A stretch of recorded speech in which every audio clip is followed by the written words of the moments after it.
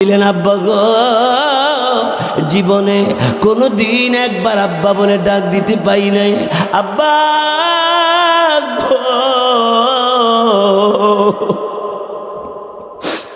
উঠো গো, আমাকে একবারের জন্য তুমি কোলে নাও। কোত্থেকে কুলতে লয় নাই, উঠতেও তো পারে নাই। নবীজির মা আমেনা পাশে দাঁড়িয়েছে, কয়েকজন ইহুদি নবীর কান্না শুনে বের হয়ে আসছে। নবীর দুশ্মন ইহুদিরা এসে জিজ্ঞেস করে, মানাংতা, কি নাম তোমার? ইসমি মুহাম্মদ, আমার নাম মুহাম্মদ। তোমার আব্বার নাম? আমার আব্বার নাম আব্দুল্লাহ, মার নাম আমেনা। তোমার আব্বা দুনিয়াতে বিদায় হয়ে গেছে, তোমার মা কই? আমার মা ওই পাশে দাঁড়িয়ে আছে। ইহুদিরা দৌড়াইয়া যাইয়া নবীর মা আমেনাকে ডাক দে, বলে আমেনা রে, তোমার এই ছেলেরে দেখলে আমাদেরও মায়া লাগে। আব্বার জন্য এইভাবে কান্দে তোমার ছেলে। আমরা তোমার ছেলের দুশ্মন, কিন্তু তোমার ছেলের কান্না দেখে, এই সুন্দর চেহারাটা দেখে আমাদেরও মায়া লেগে গেছে। সুবহানাল্লাহ বলে। উম্মে আইমানকে আমেনা ডাক দেখো, আয় জায়গা মক্কা, মদিনা থেকে চল মক্কা নগরে চলে যাই। যাওয়ার পথে, আরে পথের মধ্যে আমেনার গায়ে জ্বর এসে গেছে, জমিনে শুয়ে পড়ছে। আমার নবীর ডান দিকে একবার, বাম দিকে আরেকবার। মা, মা গো, মা জননী, কি হয়েছে গো মা? তুমি কি কথা বলো না? আমেনার চোখ থেকে পানি ঝর্ণার মতো ঝরতে আরম্ভ করে দিয়েছে। আমার নবী দুই হাত দিয়া আমেনাকে গলায় ধরে ডাক দে, বলে মাগো, জীবনে কোনো দিন আব্বা ডাকতে পারি নাই, আব্বাকে দেখতে পারি নাই। এই মা, মাগো, তুমিও কি চলে যাওনি গো মা? মাগো বলো, বলো আমার জন্য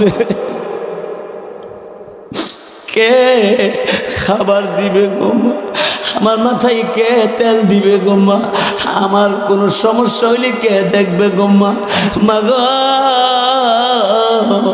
ও মা, তুমিও কি চলে যাইবা কিলা? আসলে কিছুক্ষণের মধ্যে আমেনা বিদায় হয়ে গেছে। উম্মে আইমান, আরে নবীজি গলা কাটা মুরগি নেই, ছটফট করে কান্দে, মা, ও মা, আব্বা নাই, মা তুমিও নাই, আমি কোথায় যাই? আরে এই অবস্থার মধ্যে আমার আপনার নবী রহমতে আলম, রাহমাতুল্লিল আলামিন ডাক দিয়ে বলে, আমার আপনার নবীকে উম্মে আইমান নবীজিকে কোলে নিয়ে বললেন, মুহাম্মদ গো, চলো চলো বাড়ি যাই। কাফন দাফনের কাজ এখানে যেভাবে করার দরকার সম্পূর্ণ করছে। এরপরে উম্মে আইমান নবীকে কোলে নিয়ে মক্কায় চলে আসছে। আসলো কি হবে, বারবার খালি পিছনে দিয়ে তাকায়, মা কই, কবে আসবে মা, কবে আসবে আব্বা? সেই জন্যে নবীর সুন্নত মতো জীবনকে পরিচালনা করেন, আল্লাহর বিধান মতো চলেন, আব্বা আম্মার খেদমত করেন। মা বাপ দুনিয়াতে না থাকে, বেশি বেশি করে ইবাদত করে মা বাবার জন্য আল্লাহর কাছে দোয়া করেন। প্রতি বছর যেন এই মাহফিলটা তারা করতে পারে, আল্লাহ তাআলা যেন তৌফিক দান করে। আমি তো দোয়া করি বা করব, আপনারাও দোয়া করবেন। আমার ভাই দেলোয়ার সাহেব বিদেশে আছে, তার প্রথম স্ত্রী পৃথিবী থেকে বিদায় হয়ে গেছে। আল্লাহ তাআলা যেন তার স্ত্রীর কবরটাকে জান্নাতের টুকরা বানিয়ে দেয়। আর বর্তমান যে বিবি আছে তাকে যেন নেক হায়াত এবং সুস্বাস্থ্য দান করে। দেলোয়ার ভাই সহ ইসকান ভাই, বিল্লাল ভাই এবং বিশেষ করে হেলাল ভাইয়ের কলিজার টুকরা সন্তানদেরকে আল্লাহ তাআলা যেন হেফাজত করে। আমরা প্রাণ ভরে আল্লাহর কাছে দোয়া করি, আমরা দোয়া করব যদি হায়াতে বাঁচি হয়তো আবারও আপনার সাথে সাক্ষাৎ হবে। আল্লাহ পাক আমাদের সকলকে কবুল করুক, আমিন। সামান্য সময় দেই নেই, একবারে 2 ঘন্টার উপরে, সোয়া 2 ঘন্টা আপনাদের খেদমতে কথা বলেছি। আপনারা জানেন এই কৃষ্ণনগর আপনাদের সকলের পরিচয়। আমার ভাইয়েরা, এই পৃথিবীর জমিনে যার আব্বা নাই, বলেন আপনি বলেন, ঈদের দিনে আব্বা পাঞ্জাবি লাগাইয়া ছেলের লইয়া ঈদগাহের ময়দানে যাইতো, যার আব্বা নাই, যার আব্বাই পৃথিবীর জমিনে নাই, ঈদের দিন মার কাছ থেকে বিদায় লইয়া গেলে ঈদের নামাজ পড়া আব্বার কবর পাশে দাঁড়াইয়া 100 টাকা দিল, জবাব দেয় না।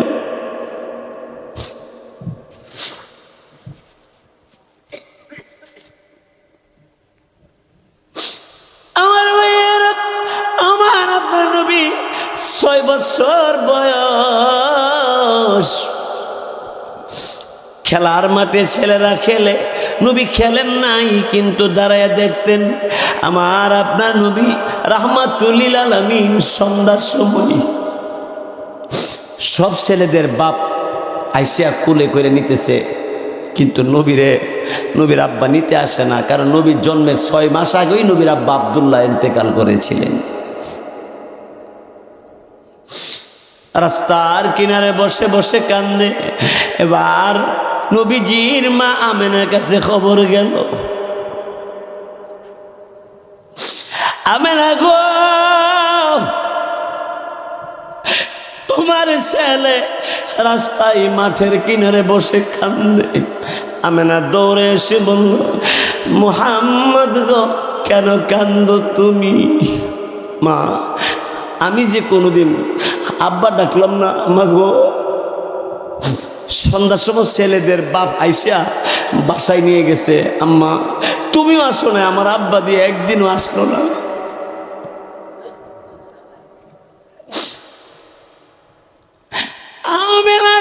বলে আয় আয় আমার কোলে আয়। আল্লাহু আকবার। নবীজির মা আমেনা কোলে নিয়া চুমা দিতে আরম্ভ করে। পথের মধ্যে নবীজির দাদা আব্দুল মুত্তালিব, ওনার সাথে দেখা হয়ে গেলে আমেনা ডাক দিয়ে বললেন, আব্বা হুজুর গো, আপনার নাতিরে আপনি কোলে নিয়া কান্না বন্ধ করে দেন। কেন কান্দে গো? আপনার ছেলে আব্দুল্লাহর জন্য কান্দে, তার আব্বার জন্য কান্দে। কই ফামু তার আব্বাকে? আব্দুল মুত্তালিব তখন ডাক দিয়ে বললেন, এই আমেনা গো, যাও তুমি যাও গো, আমার নাতি এইভাবে কান্না থামবে না। আমার ছেলে আব্দুল্লাহর কবর জিয়ারতে চলে যাও গো, কবর দেখায় নিয়ে আসো।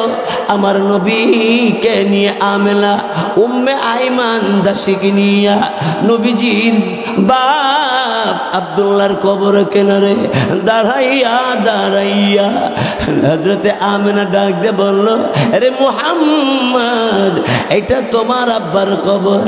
কবরের পাশে দাঁড়াইয়া আমার আপনার নবী তখন ডাক দিয়ে বলতেছিলেন, ও ও আমার আব্বা গো। কোটি কোটি ফেরেশতারা আসমান থেকে তাকিয়েছে রাহমাতুল লিল আলামিনের দিকে। আল্লাহ রাব্বুল আলামিনের কাছে রহমতের ফেরেশতারা দরখাস্ত দিয়া বলে, আল্লাহ গো, তোমার বান্দা যাকে তুমি এত সম্মান দান করেছো, যার এত সম্মান এত দাম, ওগো আল্লাহ, তার আব্বাকে পৃথিবীর জমিন থেকে তার জন্মের আগে নিয়ে আসছো। কি কি গো, তোমার নবী মাত্র 6 বছর। হেলাল ভাই মুনাজাতের পরে আমার সঙ্গে দেখা করে বললাম, হেলাল ভাই সীতারামপুর আসলেন। হুজুর, আপনার মোনাজাত, আপনার দোয়া, আপনার ওয়াজ আমার কাছে এত ভালো লাগে হুজুর, কৃষ্ণনগর থেকে সীতারামপুর হাইটে আসছে। আজকে সে হেলাল ভাই দুনিয়াতে, এই হেলাল ভাইয়ের মহব্বতে, দেলোয়ার ভাইয়ের মহব্বতে, ইসকান ভাই, বিল্লাল ভাই সহ এই বাড়ি ঘরের যারা আপনারা এই মাহফিলের আয়োজন করেন, আপনাদের মহব্বতে আমি চলে আসি। আর আমি সিদ্ধান্ত নিছি, আপনারা যত বছর আমার দাওয়াত দিবেন ইনশাল্লাহ আমি আসবো। আর দাওয়াত না দিলে তো আর জোর করে তোরা যেত না।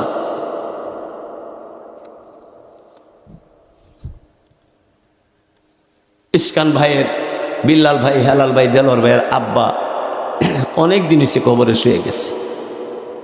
তার মা এখনো বেঁচে আছে, অসুস্থ, 17 উপরে বয়স হয়ে গেছে। আল্লাহ তাআলা এই মুরব্বীকে নেক হায়াতের মালিক বানাইয়া রাখতেছেন। আল্লাহ এই নেককারিনী হিসাবে যেন আল্লাহ রাখে, আর যেদিনই নিবেন ইমান নিয়ে নেক আমল নিয়ে যেন আল্লাহ দরবার হাজিরা দিতে পারে, আল্লাহ যেন নেন। এর জন্য আমি চাষির জন্য দোয়া করি, আল্লাহ কবুল করক, বলেন আমিন।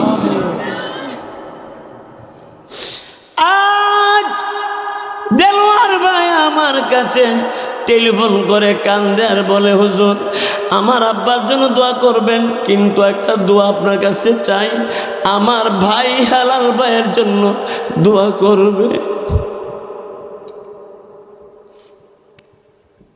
ভাই তো ভাইয়ের জন্য ভাইয়ের প্রাণ কান্দে।